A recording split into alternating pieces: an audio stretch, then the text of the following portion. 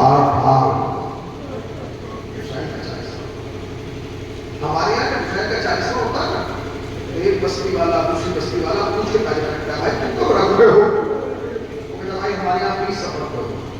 بھائی ہم 21 کو رکھیں گے، ہم 22 کو رکھیں گے، ہم 23 سے کیوں؟ تاکہ لوگ ایک دوسرے کے پاس آتا تھا۔ کبھی کبھی میں سوچتا تھا سب کا 40واں ایک بار ہوتا ہے، حسین کا 40واں بار بار، تو لوگوں نے جواب دیا جس کا 40واں وقت ہو جاتا ہے اس کا ایک بار ہوتا ہے۔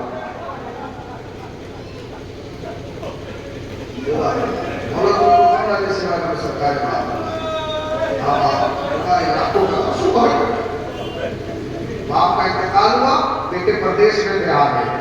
ایک دبئی سے آ گیا، ایک لندن سے آ گیا، تشریح جنازہ غسل دیا گیا، کفن پہنایا گیا، عزیز آ گئے، اقرب آ گئے، کاندھوں پہ جنازہ اٹھایا، لے گئے، تدفین کر دی۔ اس کے بعد شویب کا اہتمام کیا، بیٹا پردیش میں تھا، اس کے باوجود کہ سب کام احترام ہو گیا، اکرام ہو گیا۔ وہ کتنا غریب بیٹا تھا کہ کربلا میں موجود تھا، مگر یہ کہتا ہوا گزرا نا بابا معاف کر دینا، کفن نہیں دے دینا، پھوپھی کے سر پہنچا دے۔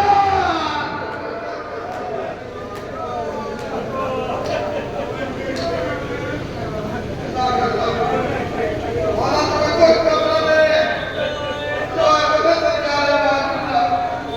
ہاں بہت 40 ہوتے ہیں، بہت 40 ہوتے ہیں، اہتمام ہوتا ہے 40 کا، 40 کا اہتمام ہوتا ہے۔ آپ تو آئے کہیں سے شام میں آئیں گے کہیں سے نہیں، جو مجلس کرتا ہے پوچھا کہیں دن پہلے شروع کرتے ہیں تیاری ہوتا ہے نا، تیاری محمد چچا خدا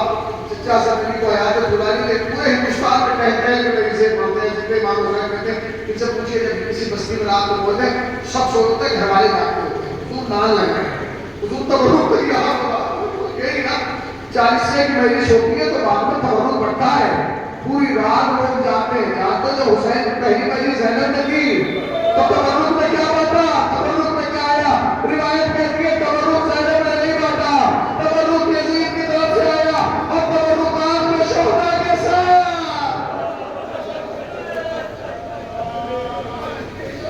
شہداء کے سر آ گئے، جیسے ہی پہلا سر بیویوں نے دیکھا، غازی عباس کہتا اے عباس تیرے بعد چادریں چھین لی گئی، اے عباس۔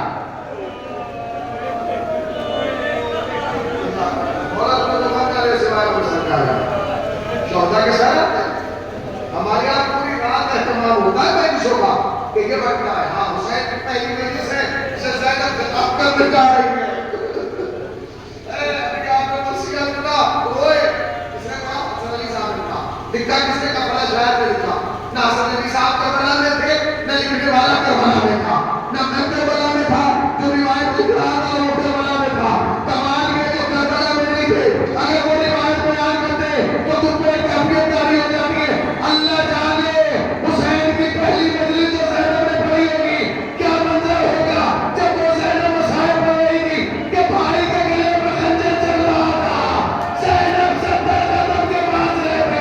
شیر خنجر کو روک لے، میرا بھائی پیاسا، میرا بھائی پیاسا ہے، شیر خنجر کو روک لے، ابھی سوکھا ہے بیٹا، پیاسا ہے۔ شہداء کے سر آنا شروع ہوئے، یہ سر کس کا ہے؟ کہ یہ عباس کا سر ہے، یہ سر کس کا ہے؟ یہ جون کا سر ہے، یہ حبیب کا سر ہے، یہ حر کا سر ہے، یہ حر کے غلام کا سر ہے، یہ حر کے بیٹے کا سر ہے۔ سر آنے انہی سروں میں ایک چھوٹا سا سر آیا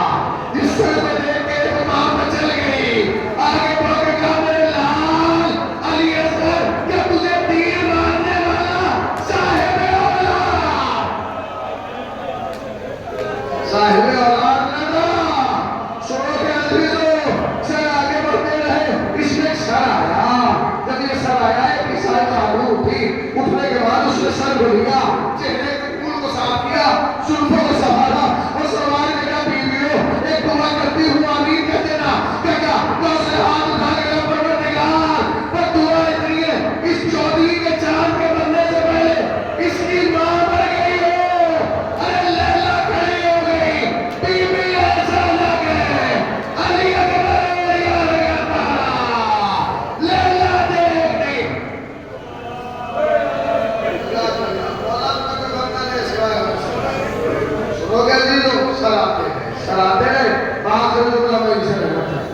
کس کا سر ہے؟ یہ حسین خلیل کا سر ہے، یہ اور محمد کا سر ہے۔ جب سب سر آ چکے نا، اس کے بعد ایک دشت آیا، جس دشت میں چادریں تھی۔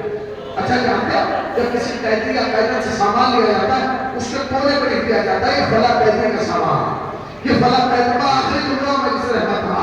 جناب زینب نے 1 سال کے بعد چادروں کو دیکھا، چادروں کو دیکھا، پھر بیویوں کو دیکھا جو سر میں رہنا کھڑی زمین پر بیٹھے، چادر کو اٹھایا، کونے میں نام پڑا، پہلی چادر پہ لکھا تھا زینب بنت علی۔ زینب نے چادر اٹھا کے سر بڑھایا، اس کے بعد دوسرا نام پڑا ام کلثوم بنت علی، چادر رباب یہ تمہاری چادر، لیلا یہ تمہاری چادر، ام فرما یہ تمہاری چادر، قمرا یہ تمہاری چادر، سب کی چادریں باندھ دیا۔ زینب نے 1 سال کے بعد ساری بیویوں کو چادروں میں دیکھا، اور تاریخ کہتی ہے کہ زینب بیویوں کو دیکھ رہی تھی اور ساری بیویاں دشت کو دیکھ رہی تھی۔ اب جو زینب نے واپس دشت کو دیکھا تو دشت میں بھی ایک